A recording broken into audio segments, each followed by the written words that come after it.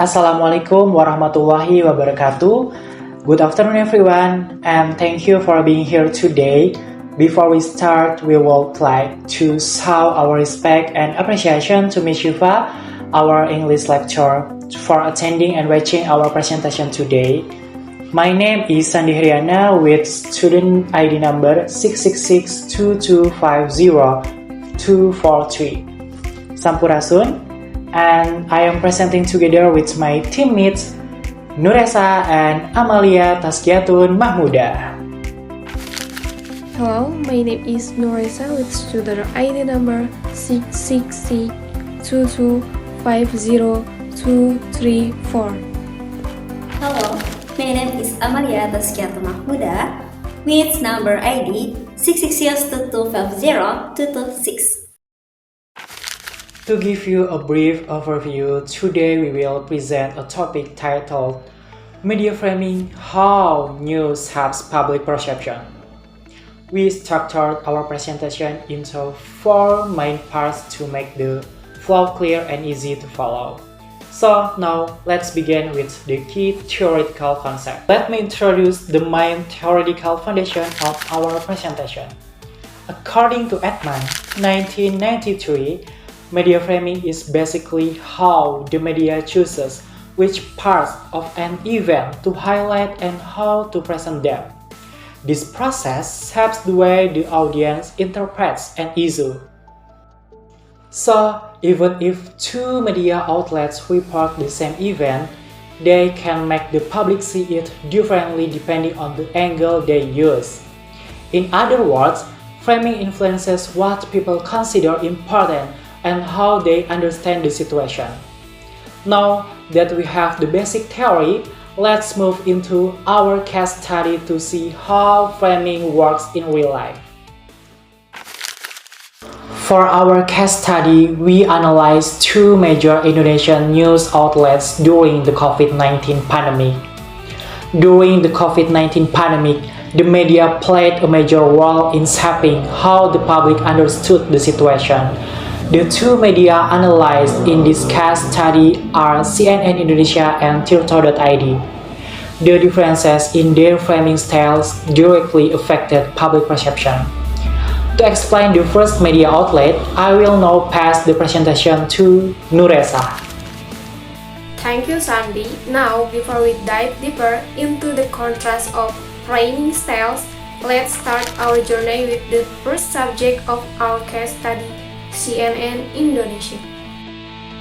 To begin with, let me first paint a clear picture of how CNN Indonesia typically frames their COVID-19 coverage. Rather than simply delivering information, CNN Indonesia often applies government and institutional framing.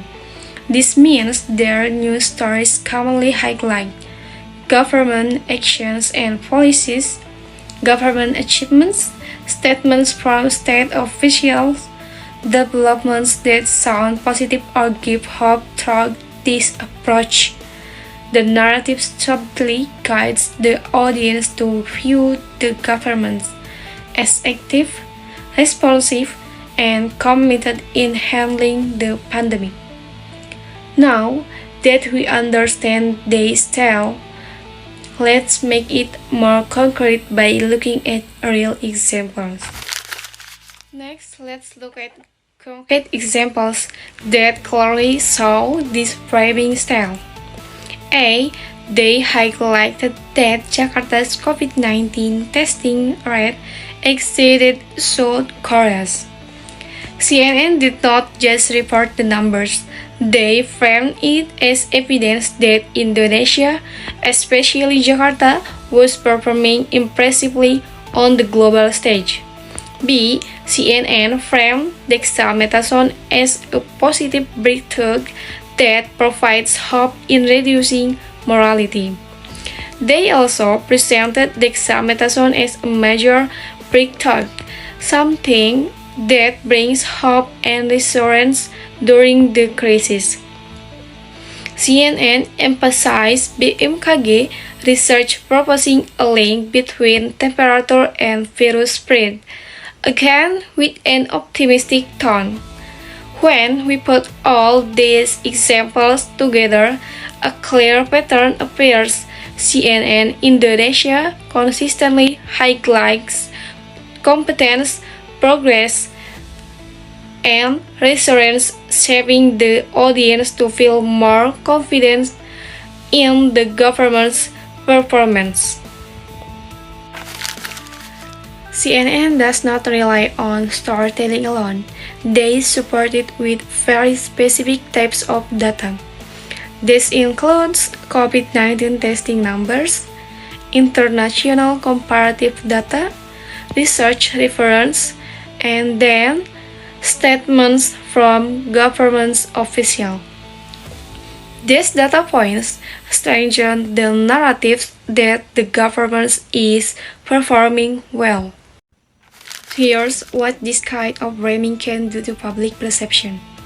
It might lead to increased public trust in the government, created a sense of safety and optimism. However, it might make the public less critical due to the focus on positive elements. To help us see how different media outlets might frame the same issue differently, I will now hand the presentation over to Amalia, who will guide us through the next. Thank you, Naresha. Now let's move on to our second outlet, Twitter.id. 1. Definition of Twitter.id. Framing style. Unlike CNN's Twitter's scientific, educational, human interest, and more technical framing, it is reporting Twitter.id. Twitter.id tends to highlight A. The daily experience and struggle of medical workers. B. Scientific application and research finding. C. Variation of health protocols.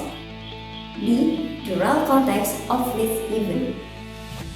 This framing serves the perception that the pandemic is highly complex because public discipline and demands accurate scientific understanding. Here are several clear examples from Twitter.id reporting. A. Twitter highlights the dangers and protocol violation in the incident. B. The provides in-depth explanation of certain antibodies, how antibody was potential benefits and limitations. C. For decapitation, they discuss the mechanism, side effect, and probable usage, not just its success. We saw that Twitter.id prioritizes scientific accuracy with realities. Twitter framing is supported by detailed scientific information. A. Chronology of the case happened in the frame. B. Scientific explanation and medical details.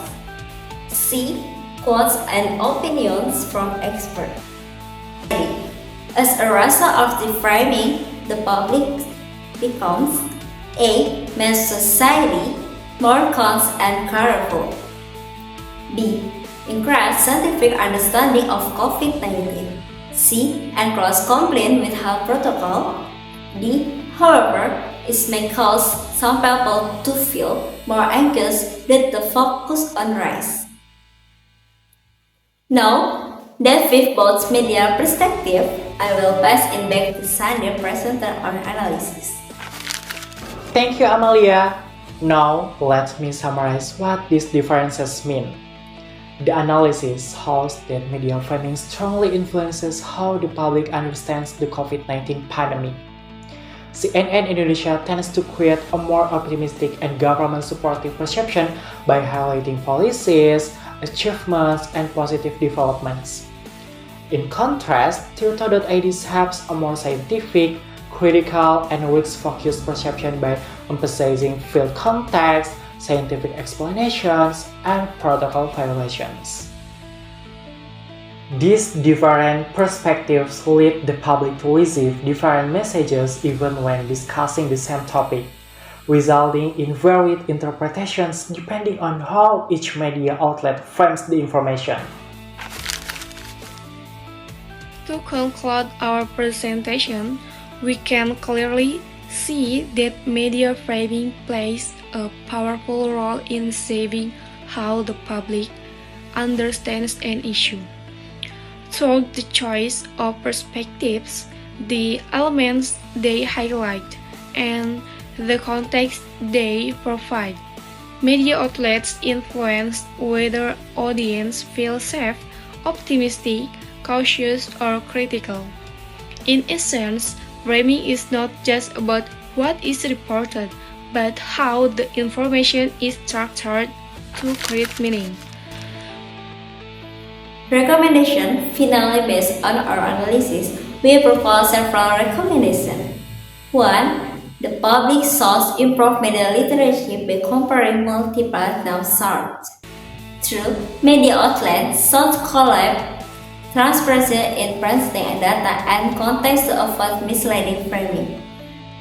3. The government should collaborate with media well, so lobbying constructive criticism. 4. Public education on critical news. Conversation should be strengthened, especially during crisis. That ends our presentation. Thank you for listening. We sincerely apologize for any mistakes in our wording or delivery during the presentation. Thank you once again for your attention. Wassalamualaikum warahmatullahi wabarakatuh.